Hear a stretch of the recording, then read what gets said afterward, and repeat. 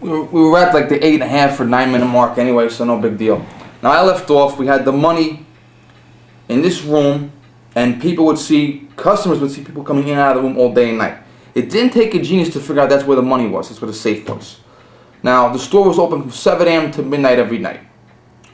And at midnight to 7 a.m. we had the night crew come in and they would stock the shelves and prepare for the next day. But there's no customers in the store past midnight. The store had 21 registers, 4 self-scan and 16 regular human cashiers. We almost never had them all running at the same time. Only like Christmas Eve we'd have all 21 registers going. The self-scan registers were open all day and night. The individual cashiers, more or less, depending on how many people there were, at about every night at 4 p.m. to midnight, we had a Yonkers police officer come in and help us. He would make sure there was no one illegally parked outside. He would make sure there was no one stealing, help security. At about 11:20 p.m., the manager on duty would page the cop. The cop would come to the service desk. The manager would hand him a little cart. The cop would walk down the aisle with this little cart, take out the manager would take out the money from all the registers, all the way down the line, and then they would bring it into the room. The manager would go in the room, back room. Only a few people were allowed in there. The cop himself wasn't allowed in there.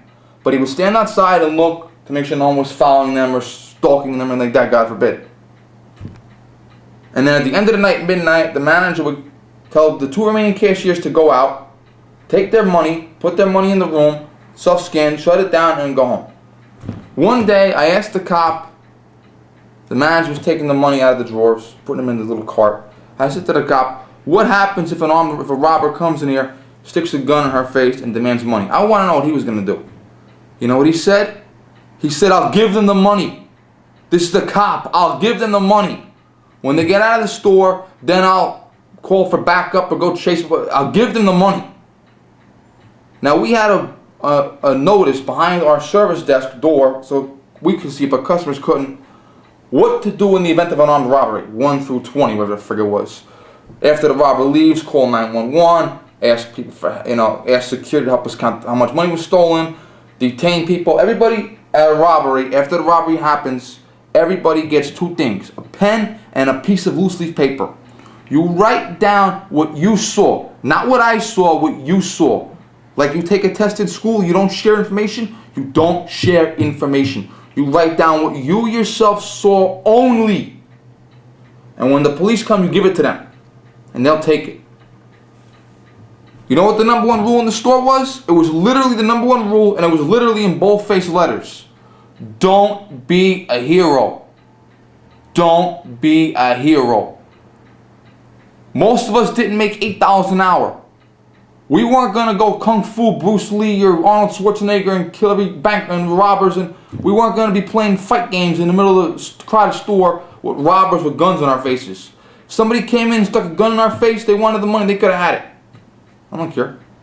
Security. You know what security told, the head security detective told us? He was a real tough guy. You know what he said? Someone sticks a gun in my face, someone sticks a gun in your face, don't even bother calling me. Give them what they want and get them out of here. Don't even bother calling me. And this was the guy that would beat up any shoplifter, tackle any shoplifter. Someone sticks a gun in your face and wants your boss's money, give it to him. It's not worth your life. It's not. God invented the insurance company. Give the money up and 99% of the time you will live. If you want to be a hero and fight, you're gonna get yourself or someone else hurt or killed.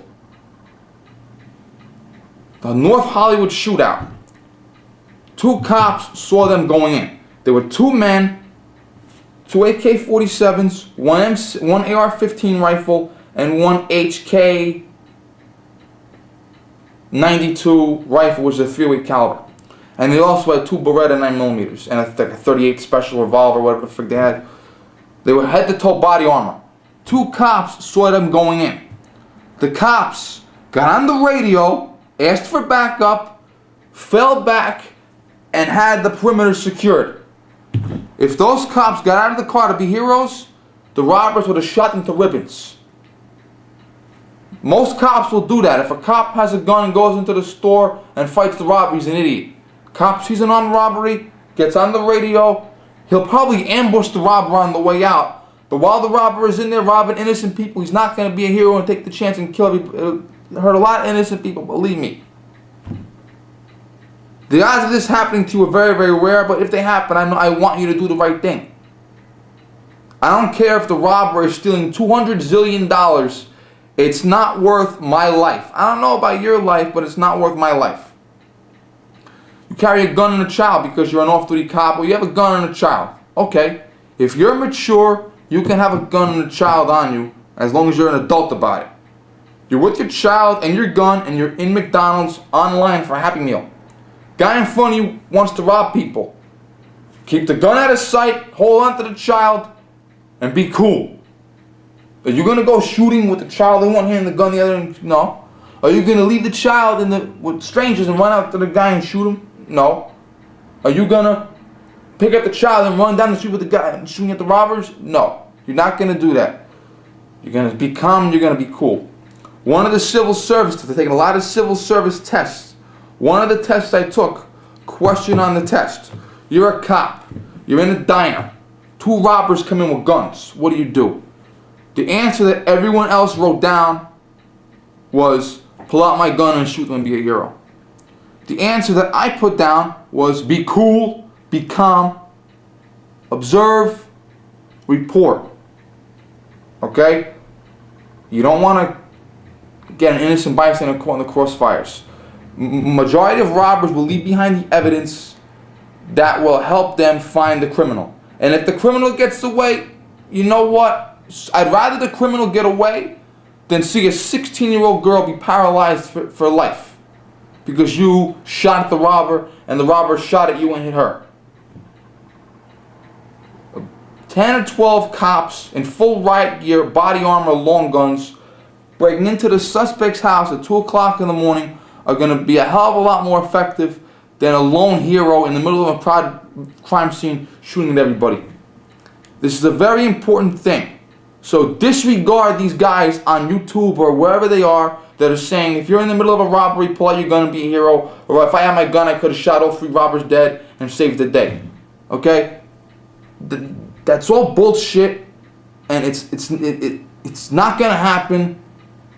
So just do the right thing. And you can ask any cop, he'll tell you the same thing. If I'm in the middle of an armed robbery, I'm going to be calm and cool. Okay? If the robbers are going to kill people, then you fight back. But unless you are confident that they're going to kill everybody, you be calm and you be cool. We're going to talk about why do we have SWAT teams today. Charles Whitman. Charles Whitman was a Marine. He was also a psychopath. He was a student at the University of Texas. He killed his mother and his wife in the middle of the night. He took a whole boatload of guns to the Texas campus, up to the tower, and started shooting at innocent people. He's here, innocent people here. Night and day. The police know who's who. Here's the criminal, here's the victim.